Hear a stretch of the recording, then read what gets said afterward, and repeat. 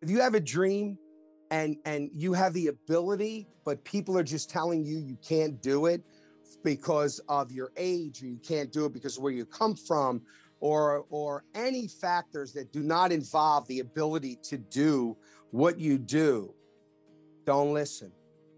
Keep going. Keep putting out the work, because it should always be about the work. And believe me, if you keep knocking on enough doors, someone will answer. But when they do, you better be ready. Yes.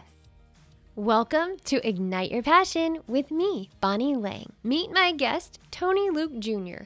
He's toured with Darryl's House, yes, of Hall & Oates. He's worked with John Travolta. He is co-founder of Sound Mind Network to inspire those struggling with addiction, mental health, and trauma to use their personal passions as a recovery alternative, which Kevin Bacon, Cyndi Lauper, and so many others are ambassadors for. He has made appearances with numerous celebrities. He is a chef, and he has his own Philly cheesesteak franchise. And he's a musician, and hear how that has saved him, and how he's just released his newest single.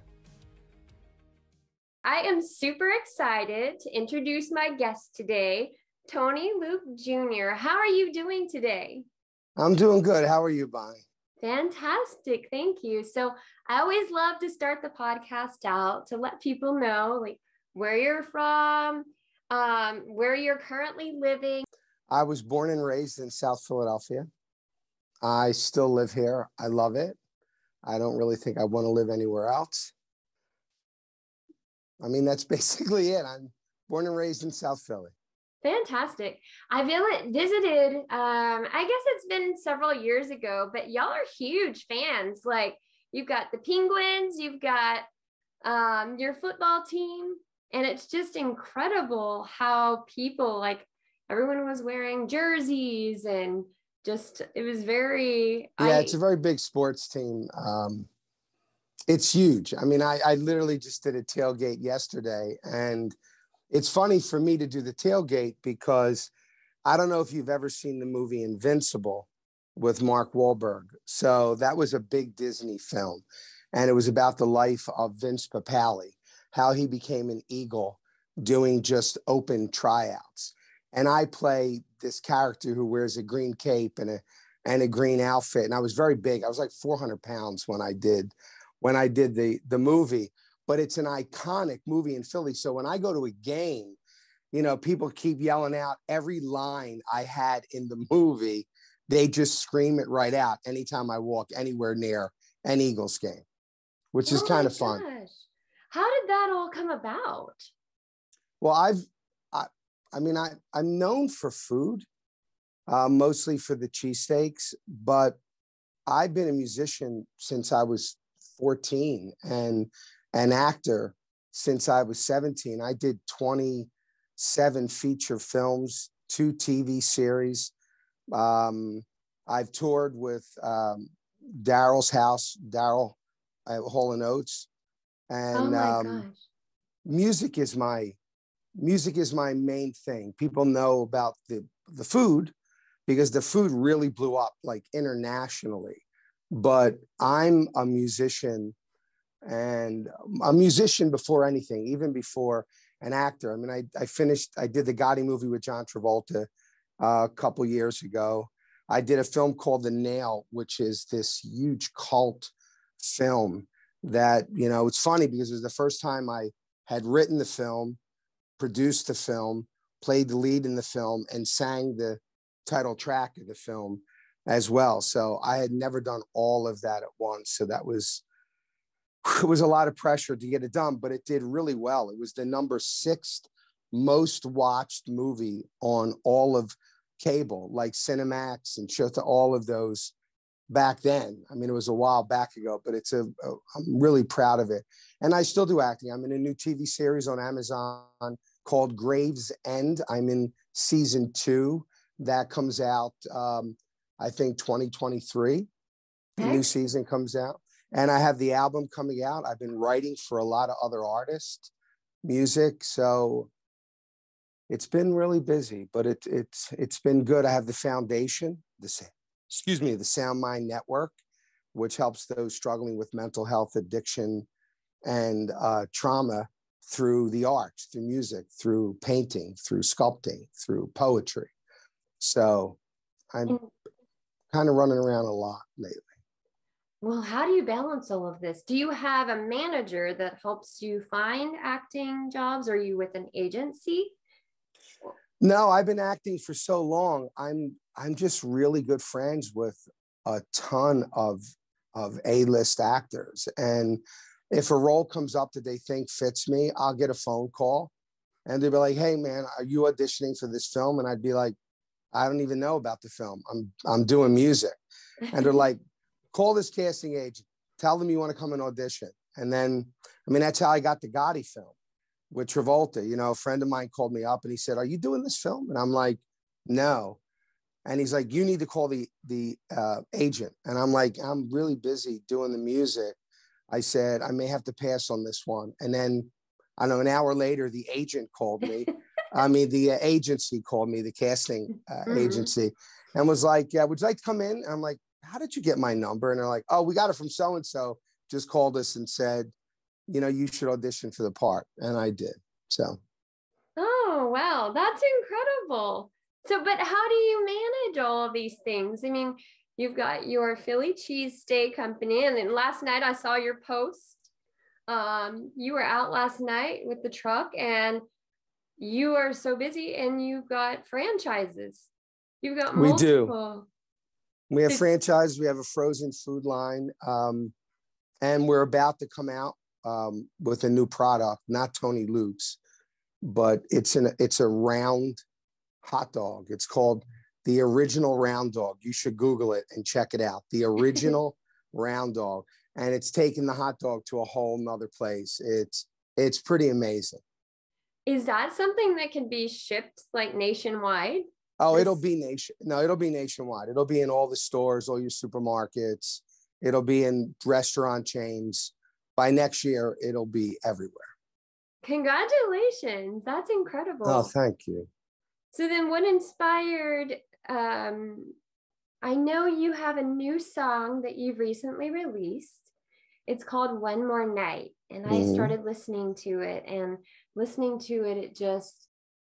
it's very emotional. It's absolutely beautiful. What was your inspiration with this song? Well, when my son died, I just wanted to kill myself. So I didn't want to live another day. And I went into a really, really dark place. And a friend of mine had come over about 3 months after he passed, and he brought a keyboard over the house. And he said, "Why don't you start playing and writing?" And I'm like, "I just want to die. I don't want to write music. I don't want to play. I want to die." And it was about, I don't know, maybe 1, 2 o'clock in the morning, and I couldn't sleep, and I was in bed and I was tossing and turning, and I walked into the room where the keyboard was, and I just played a chord, and something happened. It was as if all the pain that was in me was going through me into the keyboard and vibrating out of the music. And I was looking at a picture of him, which is right there. It's on the, it's right there. I have him in the studio. And it was kind of, I wanted to say to him, because I never got a chance to say goodbye when he passed. And I just sat down and I wanted to put what I felt into the music, and One More Night was created. But I didn't want to make it a song where it was so dark that people that have lost a loved one or a child would be even more depressed or go further into the darkness. That's not what I wanted. Yeah. So the song is about being in that dark place, wishing you had one more night to say goodbye, but then realizing that if they're inside of you, if they're in your heart, they're in your mind, you don't have to say goodbye, or you could say goodbye whenever you want to say goodbye, because they're in you, they're part of you. Yeah. And the song has touched, it's been amazing. Like the emails that I get from that. I had one gentleman email me to say that I think it was his daughter, she said his child had passed away in 2013. And then his wife, who just couldn't get past it, passed away in 2016. Oh.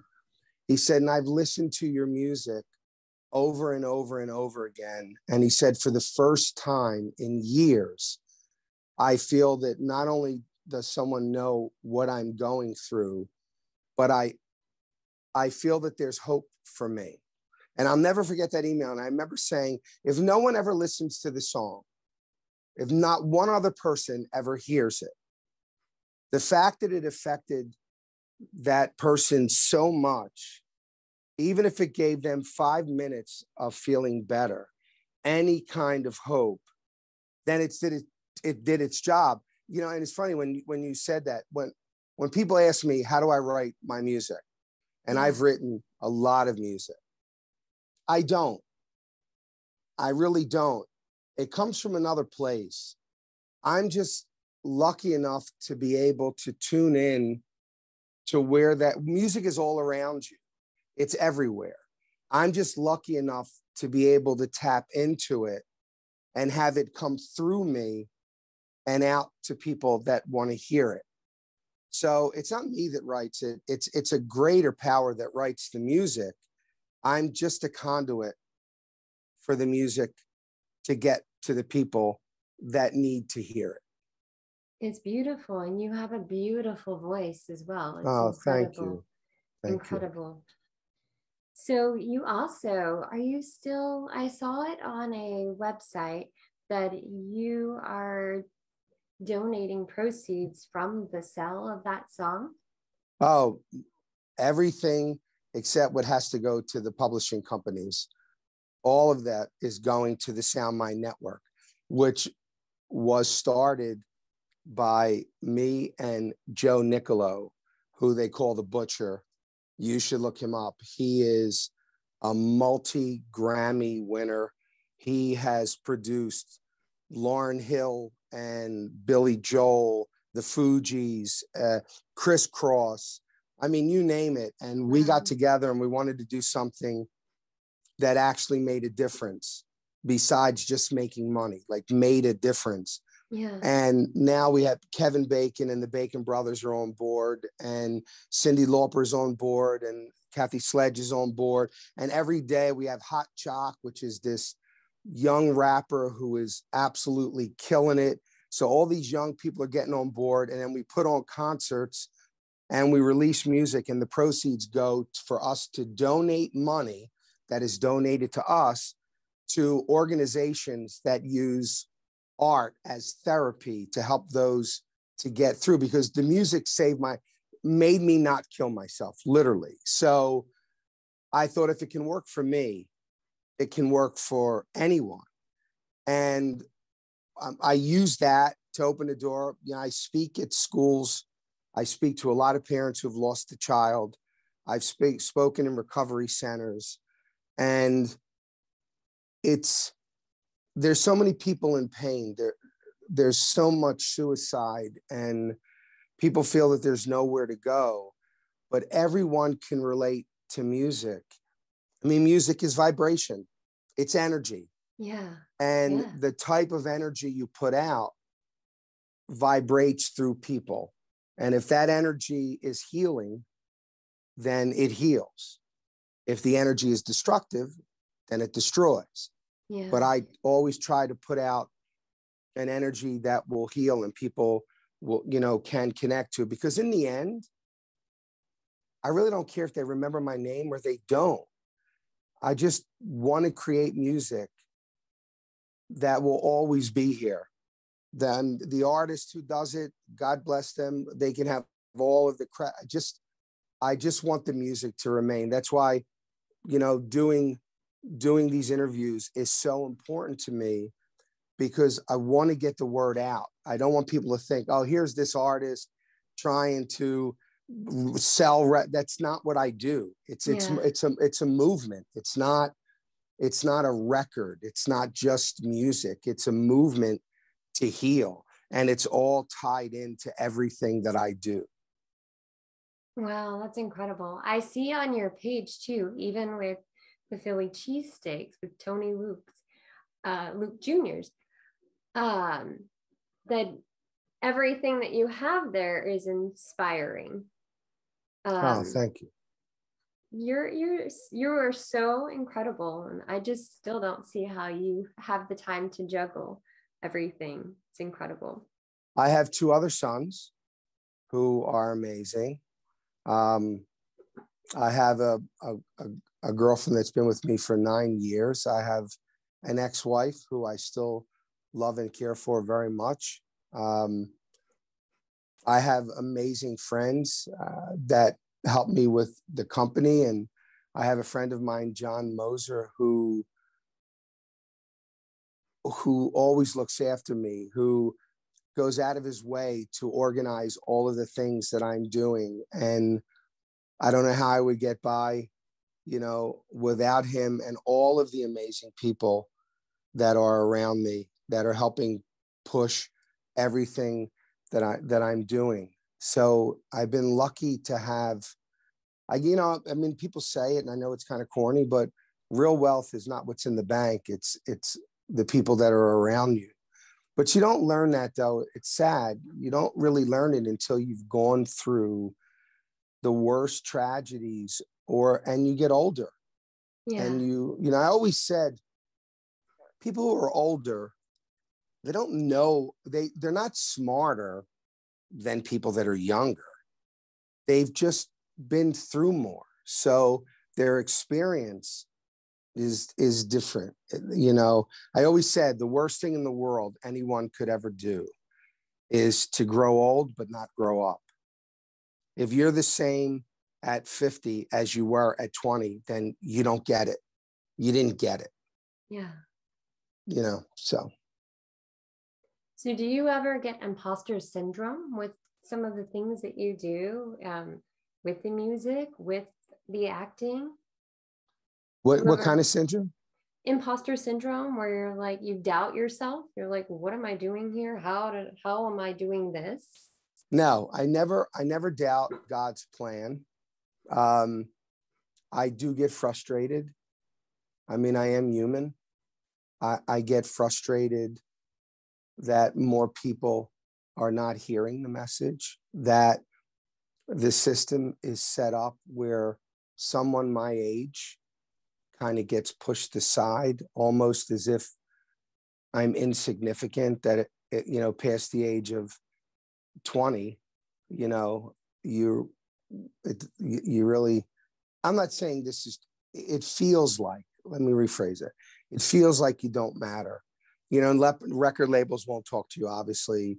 Playlist, it's difficult without a major label. So you have to do this grassroots campaign, which is what I'm doing, because here's the thing, they can push you away all they want, but they can't deny the numbers.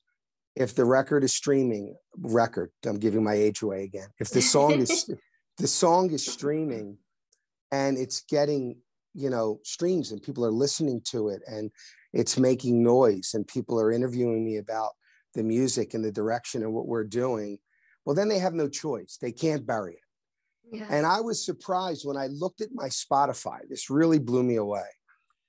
When I looked at my Spotify, my audience was from 23 to 65, like a large segments, right down, almost like down the middle, 23 to 65, which I didn't get, but then I did, because younger kids are exposed to so much pain anymore, and life is just eats them alive. Like, it's just thrown at them from every angle on social media, that where you would think someone 23 couldn't relate to the kind of music that I'm writing, they can.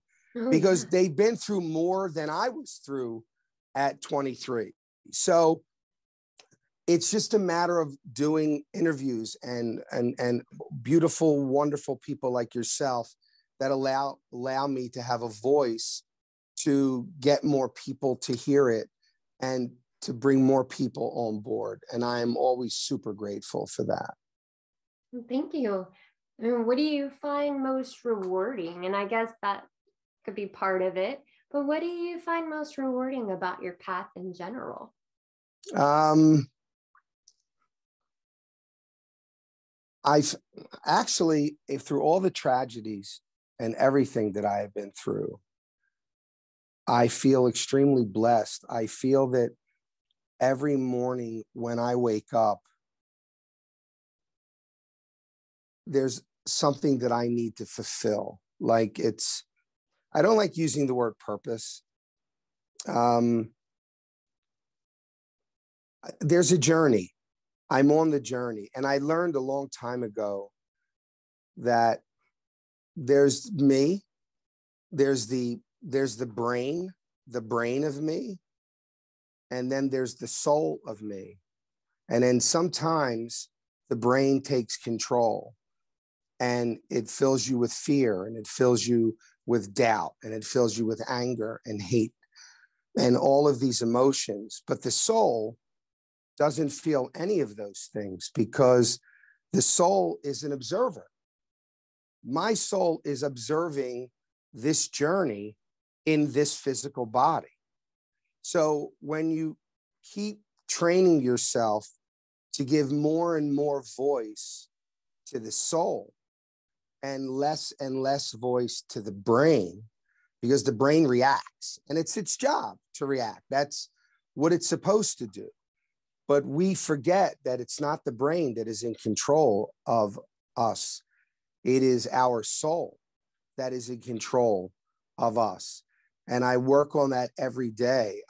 When things don't go my way, I never go, why didn't that happen? I go, wasn't meant to happen. That's not my journey. That's not the road. When I get angry, I let it go. Like I hold no hate, because all hate does is eat you away from the inside, and it doesn't change anything.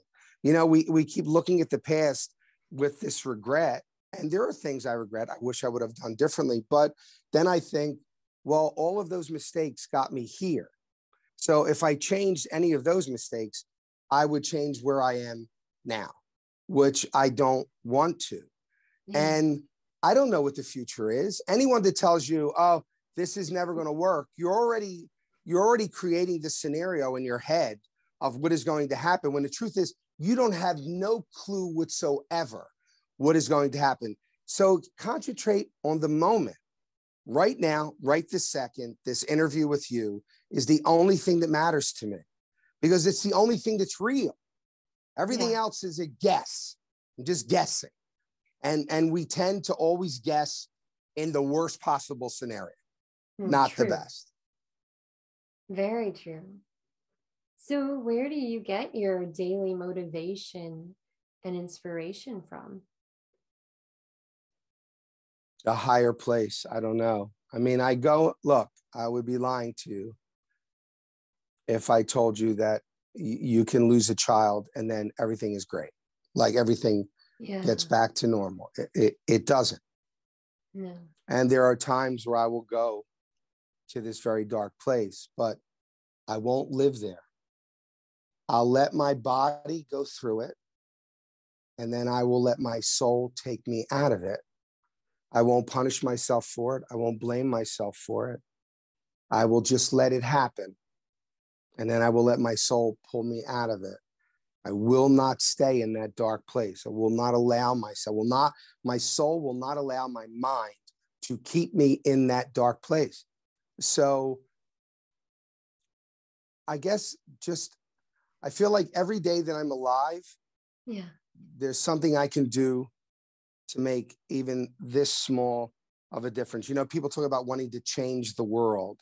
Yes. I'm not egotistical enough to think that I can change the world, but I feel that I can make some small change to everyone I meet and everyone that hears the music that is coming through me. And that's all I can answer. I remember my favorite line in my head that keeps me level is, you only have to affect one person. That's all you ever have to do. If you can affect one person in a positive way and make a real difference, then you've done more than most do.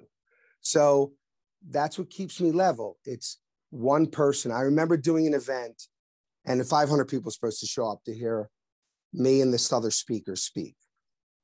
And like 35 people came. And the speaker drove quite a distance. And I remember him being very angry. And he was like, this is crazy. I drove all the way down here for 35 people. And he was like really upset. And I said, what? Why are you speaking? What do you mean? I'm like, I'm asking you a question. I'm not confronting you. I don't want to make you angry. I'm asking you, Right. Why are you here speaking? Right. Because I want to make a difference. You are in 35 people's lives. That's exactly. huge. So I said to him, maybe these are the 35 people that God needs to hear this message. So you need to come out and deliver the message with the same amount of passion that you would have delivered. Because if it annoys you that there's only 35 and not 500, then you're lying to me and you're lying to yourself. It is not about helping people. It is about your ego. And he was very quiet. And I mean, at the end of the night, he went, I appreciate that. Sometimes we need to hear that. You got to step back and reevaluate your real purpose, That's incredible. I've had instances where, and it can affect your, stage presence. Like, for example, when I've had a performance and there's like, hundreds of people versus a couple, the performance is going to be different, but you got to step back and you got to say, you know what? So if it's just these couple of people, I am going to inspire them. I am going to make sure they have a good time. And it is so funny how rewarding it can be when they come back and they tell you, like, you'll have a big crowd and you won't really hear. Everybody will say, oh, you were awesome. But those two people, they would come to you and say, oh my gosh, we haven't had a night out like this in forever. And it meant so much to have this evening. And so it's just interesting. You never know who is going to get your message, and yeah. So. I mean, the dynamic is different. And I understand that because you're putting out this energy. And when it's a larger crowd, they're shooting the energy back at you. So there is this electricity. With a smaller crowd, you're not getting as much, but it shouldn't affect your energy. Yeah. You're just not getting the energy that you would from a large crowd. But to be honest, I prefer performing in front of a small venue, being very intimate, than playing in front of a large audience that you can't see them, you don't talk to them. Yeah. And it's just this giant crowd. So, I mean, I get it. And there's an old story now. I don't know how true it is, but I was told when I was young and I was starting in music that, oh my God, what is his name? This is really bothering me now. This is the age thing coming in again. The group was called The Destroyers. He did Bad to the Bone. Do you remember? George Thorogood? George Thorogood. Thank you. See, I'm having a brain I'm surprised moment. I knew that. Yeah, George Thorogood. So they said he was playing on South Street in Philadelphia, and there was a label executive, an A&R guy, was just walking down South Street, and he heard this band just crushing it. And the energy coming out of the room was unbelievable. And he went in and he sat down, and there were like 10 people. The place was empty. There were 10 people. And he looked at this band that was rocking so heavy and just screaming that he went, he talked to them, and he got them a label deal. Now, I don't know if it's true or not, but I love the story. Even if it's not true, it just says what we were saying. It's like, when someone could see that you're passionate about what you do, anybody can be passionate when there's 1,000 people screaming your name. But when you're passionate, when there's hardly anyone there, it's amazing. The one thing I learned, and I say to myself over and over again, character and integrity are the things you do when no one is watching. Yeah. I mean, and that kind of engulfs that whole mindset, No, I love it. You're incredible. You're incredible. So who has been the biggest influence in your journey with the music, the acting, Um, you're talking about personal people or professional people? Both. My grandmother, God rest her soul, was always a big fan of mine. My Uncle Anthony, my mother, always believed in me. My kids, my girl now, but if we're going through the whole past, even my ex-wife was very supportive. I had good people that supported me. I'm a graduate. I'm the first graduating class of creative and performing arts school in Philadelphia, which we call Kappa. Boys to Men came out of Kappa. Questlove and the Roots came out of Kappa. You know, there were so many. Joey DeFrancesco just passed away, came out of Kappa. Like so many amazing artists, and it feels good to be the original. In fact, when we go to reunions, they call us the originals because we were literally the first people to go to the school and the first people to graduate. We had to audition to get in. It was brand new back then. Philly had nothing like it, and that changed my life completely as well. And I still am in touch with all those amazing, incredible people and artists. Not all of them went into the entertainment business. You know, some did, so, but they all were amazing. And they really helped push me musically. I'm a big fan of the songwriters, you know, Carole King and Burt Bacharach and Carol Bayer Sager and Carly Simon and Billy Joel and Bob Dylan and Luther Vandross, I loved more than anything. Marvin Gaye was a monster influence on me. And just, I grew up listening to Philadelphia International records, you know, so it was, and Motown. It was like, I didn't do rock when I was a kid. It's like, my influence were more soul music and R&B music than anything else, and which is my favorite wheelhouse to be in. So I do ballads and I do rock, but I love doing R&B. I love doing funk. I mean, that's where I came up, and I had the privilege to work with so many amazing artists growing up, and it's been a real journey. I mean, sometimes I look at it and I go, I was a fighter. When I was a kid, I won 3 state amateur titles as a fighter. I used to draw, and then, you know, did the business, and then I was a cook and an artist, a musician, a songwriter, like, it was almost like I look at it sometimes and go, I lived 20 different entire lifetimes in one lifetime.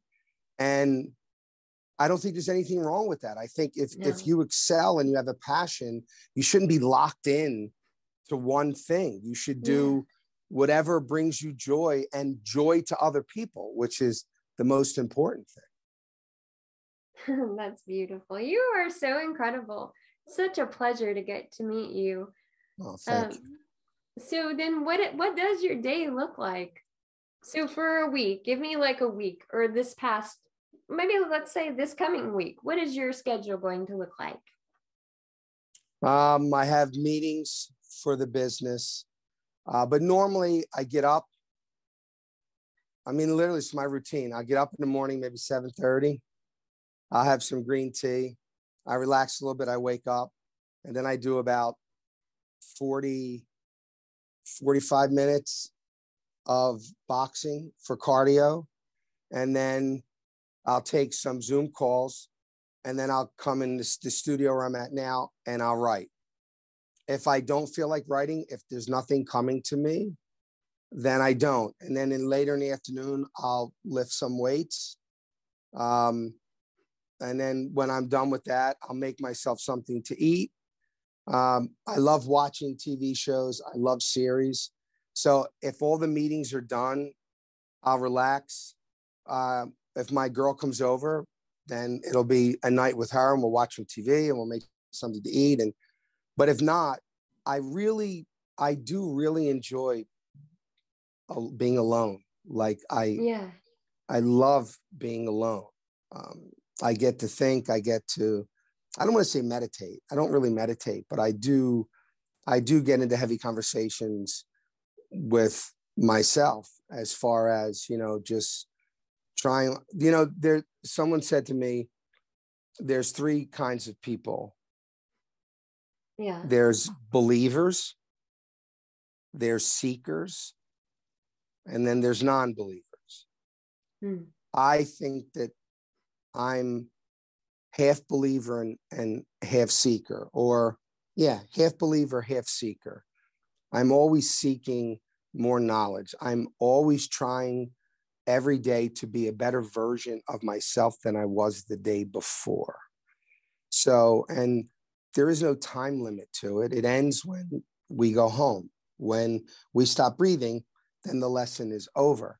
But you can, if you live to be 90, then every day, there should never come a day where you go, I'm good. I don't need to learn anything else. I don't need to question anything else, because I think we should be questioning and we should be seeking until the day that we die. I mean, I think that's part of the journey. I think too, I know you didn't like this word, but you've got to have purpose. And if you're just good, I don't understand that. I just feel like for me to move forward, I have to have purpose, and I want to do good things, and I want to inspire people. And I don't know. Well, I mean, we look, it goes back to, and again, this is only my belief. I'm not telling absolutes, because there are no absolutes. Exactly.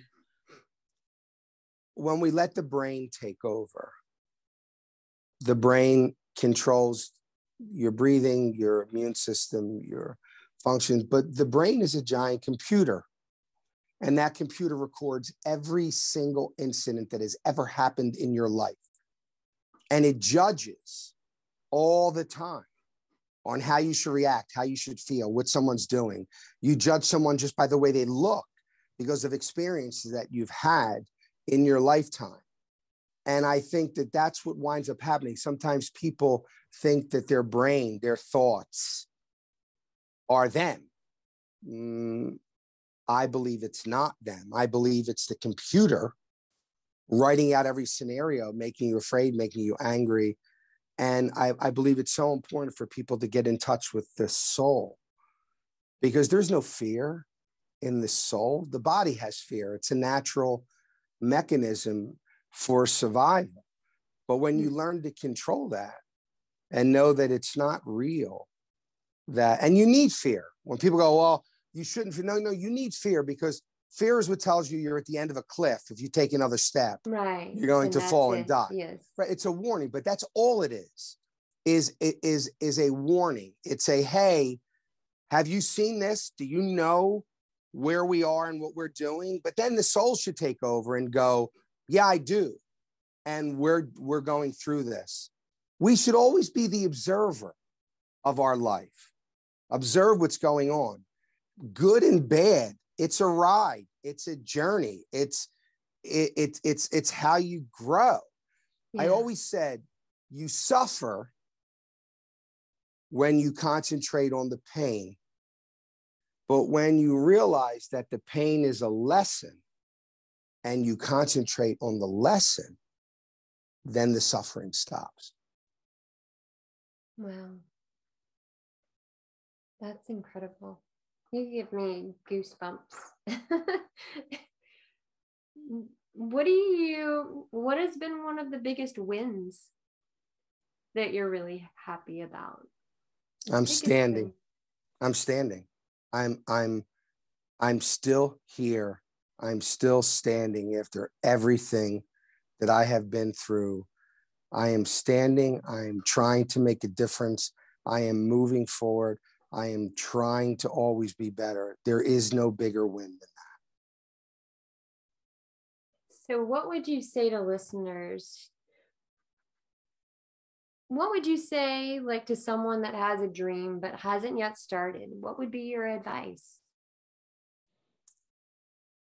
I just put up a post last week that said, if you never made a mistake, then that tells me that you've never done anything. There was a story that I was told about Albert Einstein. Now, I don't know if you heard this story or not, but he was in a classroom and he was in front of a class and he was doing the multiplication tables. And he did 9 times 1 is 9, 9 times 2 is 18, 9 times 3, and he went all the way down the line. 9 times 9 is 81. And then he went 9 times 10 is 91. And everyone in the class laughed. And they were like, how did you not know it's 90? Like, you're Albert Einstein. You're one of the smartest guys in the world. And you don't know that 9 times 10 is 90, not 91? And he waited for everyone to get quiet. And he said, does everyone see what you just did? He said, I put 10 multiplications on that blackboard. And out of those 10, 9 were correct. 1 was wrong. You didn't compliment me or praise me on the 9 that were correct. All you did was concentrate and ridicule me on the 1 that was wrong. Oh, wow. So I true. never believe all the great things people say, all the good things. Well, I'm not saying I don't believe it. I appreciate all the incredible, great things that people say to me, but I put them over here. And all of the nasty things and horrible things that people say about me, I put them over here. But the difference, and I would like to get this out to people that are looking to start their dream, this, the positive, has no greater power on me as this, the negative, does. I stay the course. I'm not swayed by the praise, and I'm not swayed by the negative. Now, there are certain truths that are truths. You could want to be the greatest piano player that ever lived. If you want to put the time in, you've got a really good shot of becoming a great piano player. But sometimes you can get to this level, but you just can't get there. So you could be a great piano player, but you may not ever be the greatest piano player in the world. You could want to be a singer and you could take lessons, but if you're tone deaf and you can't hear the pitch, you can't be a singer. You could want to be a singer with all your heart and soul, but if you physically cannot, if you're 5'1" and you want to be in the NBA and be the greatest basketball player that ever lived, it's not going to happen. Not at 5'1". It will never happen because you're just limited. We're limited. Okay. I mean, we're all limited in some way. So the secret is, do you have the potential? Do you have the gift and the ability to do whatever you're setting out to do? Are you willing to put the time in and deal with the rejections that are going to hit you from left to right? If you do have the talent, and if someone says you're a great singer, but there's 8 million great singers, nothing special about you, keep going. But if someone says, can you hear that your tone, like, can you hear that? Then you can't. But everyone has a gift, everyone. And what is the dream that you're going after? That's my other thing. I meet with these young kids all the time that are in school to be chefs. You know the first question I ask them? Why do you want to be a chef? And I'm being blunt. Every kid that turns around to me and goes, because I want to be on the Food Network. I go, quit school, find another means for the dream. Because if the only reason you want to be a chef is to be on the Food Network, then the truth is you don't want to be a chef. You just want to be famous. Yeah. There's a difference. You just want to be famous. Because being a chef, working 20 hours a day, sometimes sleeping at the restaurant, no social life whatsoever, sweating behind a stove and a grill, and dealing with all the chaos, barely making your bills because you love the expression on someone's face when they eat your food and they say to you, chef, this is outstanding. Then put the time in. If you're just looking to be famous, then I don't know what goal that is. I don't. That's an ego goal that I don't even know how to answer that. But if you have a dream and you have the ability, but people are just telling you you can't do it because of your age, or you can't do it because of where you come from, or any factors that do not involve the ability to do what you do, don't listen. Keep going. Keep putting out the work, because it should always be about the work. And believe me, if you keep knocking on enough doors, someone will answer. But when they do, you better be ready. Yes. Oh, I love it. So what do you want listeners to know most about you and your path? Wow. Most of my life, I was a self-centered, egotistical jerk. I believed that the whole world revolved around me and all the things I was accomplishing. And then the world showed me that the cars and the money and the fame have no worth at all, because I wasn't happy. Yeah. It was always about me. The next, I want this, I want a Bentley, I want a Rolls Royce, I want a giant house, I want.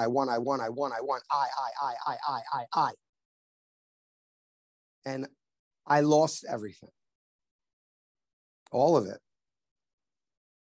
And then I realized that it's never I, it's about what you give. And I have to tell you, when I lost it all and I finally saw what it's about, even through all of this, I have never been more at peace and more happy with me, ever. So I know what it's like to be on the other end of that fence, to have it all and to be arrogant and cocky and all consuming. And then I know what it's like to lose it all and then find that peace and happiness within me, because a thing will never make you happy. A person will never make you happy. Only you can make you happy with you. And once you get to that place, I promise you, you have no idea the peace that you will find. And I can't describe it. It's absolutely the most beautiful thing in the world. And no car, no diamond, no jewelry, no money, no fame, nothing can make you feel as good as that does. Oh, that's so beautiful. So beautiful. So if you could look back at your younger self, I mean, what would you say to yourself? It's going to be hard and you're going to be a jerk, but you're going to get through it. And you'll be in the most beautiful place you could imagine. That's what I would say. Oh, wow. So if people want to find you, I mean, there's so much about you. I mean, we can find you in movies. You've got music. And I'm going to order a Philly cheesesteak. I'm here in Texas. I love Texas. Texas is one of my favorite places. I did a TV series called The Frankenfood on Spike TV. And I had the best time in Texas. And we went to Austin, we went to Houston. We were all, and we had a Tony Luke's in Houston for quite a few years. Oh, really? And then it wound up closing. Yeah, but yeah, I love Texas. It was always good to me. Always had a great experience there. Awesome. Glad to hear that. We try. So where can we find you? somebody wants to connect with you? All my social media, and I always get back to I always make a point to get back to people. So on Instagram, I'm at Tony Luke Jr., which is just JR. Tony Luke, Luke Jr. On Instagram, on Facebook, and on Twitter, and on TikTok. So it's always at Tony Luke Jr. Okay. They can always get a hold of me. Just trying to get the message out. And yeah, I mean, God will bring me who he needs to bring them to me, and he will bring me to them. He will bring them to me. And whoever, gets anything from this interview, I'm sure that if they need to get in touch with me, they will. If not, I hope that I can plant a seed that, it might help them later on. But yeah, no, this has been really amazing. I'm sorry. Hold on. Somebody just clicked in. Let me get rid of them. I apologize. No worries. And I have it on. There we go. Sorry about that. Yeah. So, I mean, I think the best. I hope for the best, and I stay positive. Well, I just want to say thank you so much for being here today. It was such a pleasure. And I'm so excited about your new release and can't wait to hear more. I'm looking forward to it. Thank you so much, Bonnie. I appreciate it. Thank you. Wow. Send me a message. Tell me what you thought of this interview. Don't forget to check out previous episodes and always share these. I would love for you to help get this inspiration out into the world. I really appreciate you. And don't forget, I have a new membership page where I share inspiring messages every week. So just visit my site, bonnielang.com. Please subscribe to this podcast. I hope you have a wonderful day. Sending you peace, love, happiness, and hugs.